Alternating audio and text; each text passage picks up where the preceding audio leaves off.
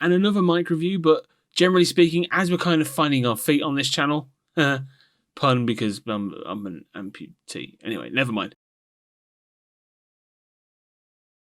Hello and welcome to another mic review, it seems.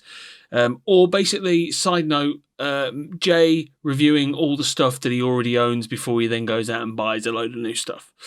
So this is the Rode Reporter microphone. This is a very specific type of microphone, one that you would use if you were, say, attached to like a radio station or media source. I'm not associated with too many pricks. I just asked my wife for a post-it. She gave me a cactus post-it. I thought it would be quite cheeky, and obviously something that couldn't get me in trouble because, you know, you get pricked from cactuses. So anyway, but this comes with it. You'll see a video in just a moment. I will go through everything that goes into the box for those weirdos that like videos of people going through boxes. Generally speaking, it comes in cardboard. There's some paper involved in there somewhere, and usually a sticker. You get the gist. So what I'm going to do is I'm actually going to remove the flagpole, so you're going to have to bear with me because all of this is being recorded directly onto the microphone. It's the best way of doing this because obviously you're here because you want to know about this microphone. So this is a Rode Reporter. As the name suggests, this is for people that may want to report out in the field. Whether you want to be someone that's doing vox pops or interviewing on the street. Vox pops is the name that you would call it if you're involved in kind of traditional media.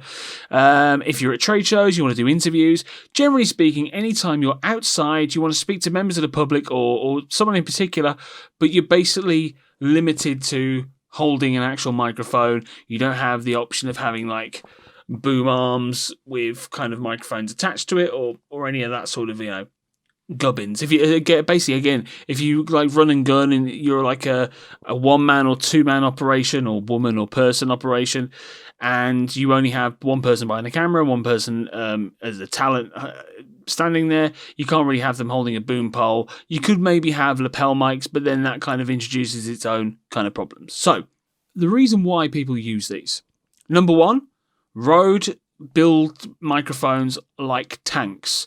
They literally can be used and abused. They almost always, and I'm trying to think back to, because I've used exclusively Rode microphones. In fact, I'm staring at 3 right now. I have a Rodecaster Pro just off to the left of me, a Rode Video Micro that's on top of my GX8, and I'm holding the Rode Reporter and I have a Rode. Basically, I'm kind of officially sponsoring myself by buying all their equipment. But essentially, they build really good quality microphones. This is very, very sturdy. Now, I bought this certified refurbished, and the reason why I wasn't afraid of buying it refurbished was simply because of that point. Because they build them so robustly, I kind of generally was like, well, okay, what's the worst thing that could happen? If I get it and it's really broken, generally you have a warranty, and I believe with this it's a 10-year warranty, so you're covered in that aspect. I got it way cheaper. I got it for around about £90. They're going on Amazon for around about £100, £110 at the moment.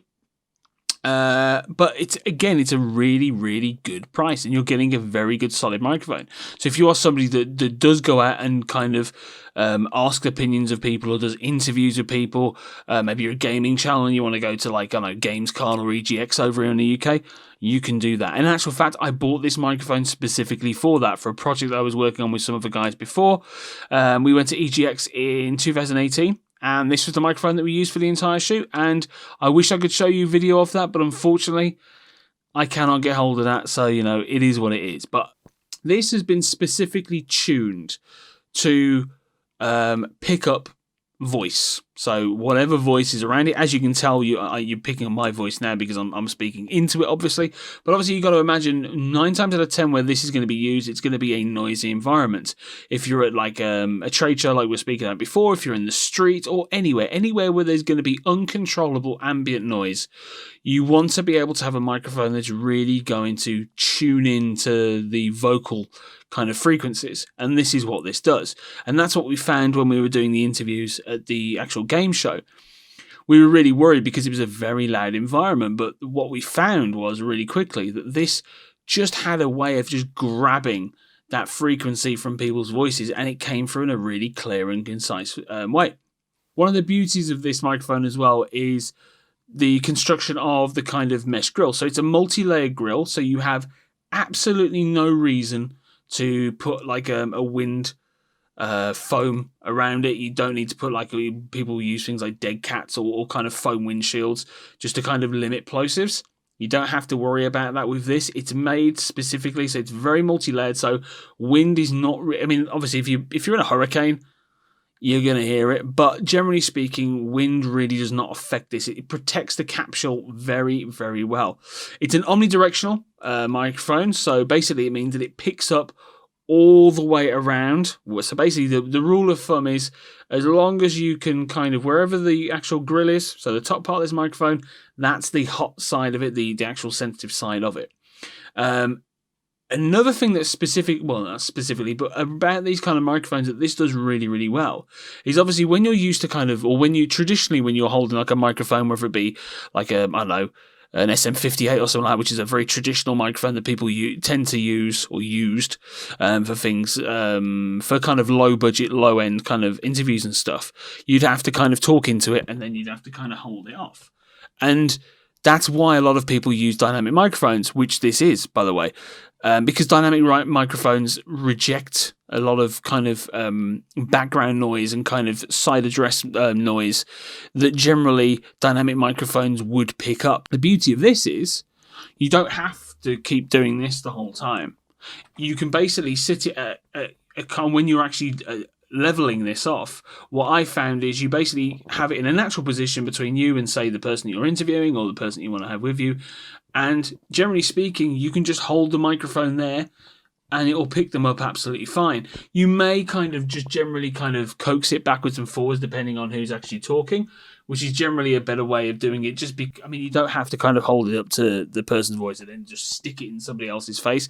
You don't have to worry about that. But what this allows you to do is just not have to worry. It's one less thing to worry about. When you're doing interviews and stuff, it can become very easy to kind of get distracted and for things to kind of fall apart, whereas this is going to be picking yourself up. So as long as you've had it leveled properly and you've heard it back and you go, yep, that's absolutely fine, that's going to pick everything up, so you don't have to worry about it. You can just kind of continue what you're doing.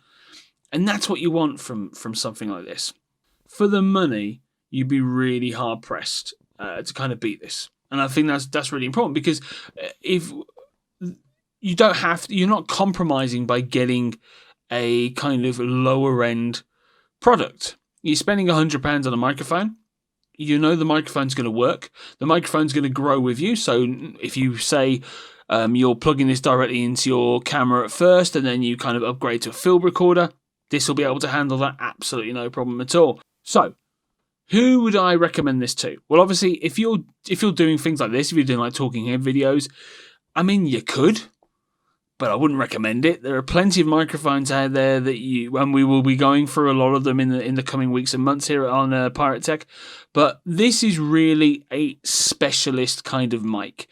This is something for somebody who wants to be able to capture clear and concise audio while being in noisy and kind of unpredictable places.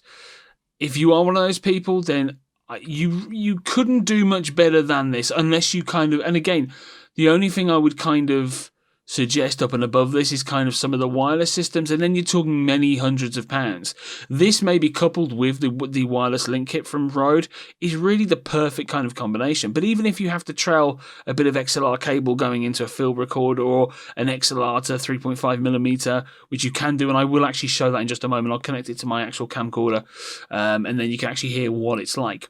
Okay, so this is the Rode Reporter going XLR into 3.5mm into my Panasonic VFX 990 camcorder. Now, so what I will do, just to be fair to everything, I will actually connect this also to my Panasonic GX8. Now, the audio preamps are nowhere near as good as what's in this camcorder, and it's why I kind of like using it. And it's something that I think that, especially people that create like kind of online content, really need to embrace the kind of camcorder market. Number one, because it's cheap now, considerably cheaper than it used to be. And you can pick up really good 4K camcorder equivalents that, okay, they don't have like the crispy kind of depth of field that, say, a DSLR can have, depending on what you get. But if you're doing kind of like talking head stuff or using it for live stream and stuff like that, a camcorder is going to give you far less hassle. Especially if you want to go audio directly in and be able to cut out the middleman. Don't want to have to worry about having a field recorder and then having to sync everything in post. This is a really good option for that. But especially if you're running and gunning and you're a solo operator and you just want to be able to set up your camcorder and not have to worry about focus all that much, get yourself a decent 4K kind of camcorder. It'll get you really good image and you'll be able to get really good audio from it, as you can hopefully tell by the way this sounds. But what I'll do is I'll switch over to the GX8 and then kind of let you know, or let you hear, should I say, the comparison of how different they can actually sound. Okay, so this is the Rode Reporter microphone plugged directly into my Panasonic GX8 DSLR camera via 3.5mm jack, going out of the actual camera and then going XLR into the actual microphone, obviously because it's an XLR microphone. And I gotta say, I'm pretty impressed.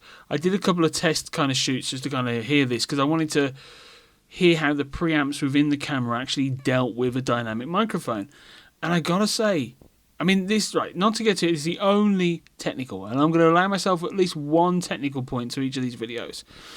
This has a gain of like minus 56 decibels. So this is a pretty gain-hungry microphone. And from what I can hear, the preamps in the GX8 are handling it remarkably well. In actual fact, it's on its lowest setting. I tried it on kind of the level 2 and level 3, which basically increases the gain. And it was clipping, right, really badly. So, yeah, I'm totally blown away by how well this sounds. And again, if you have the range, so if you have enough kind of cable length, and you can get away with plugging this directly into your camera. And there you have it. I think this is a really good addition for the money for anybody that's doing kind of interview work or work outside and wants to be able to create really quality audio on a budget, I suppose is the best way of putting it, and not having to jeopardize the actual overall quality. So yeah, like and subscribe if you enjoyed it. Give us a thumbs up if you really enjoyed it. If you didn't like it, then give us a thumbs down. It's fine. I can accept that. Just a very quick kind of ending point on where we're going to be taking this. So we're going to be ramping up the amount of videos that we're going to be doing. I'm basically going through my inventory. So basically all the stuff that I own, could I say basically anymore? I'm going to be doing kind of reviews and basing tutorials around them. I've got a couple of mixers that I'm planning a really big video on, and I've been putting it off simply because I want to kind of get a shooting style or get a format that's really going to work.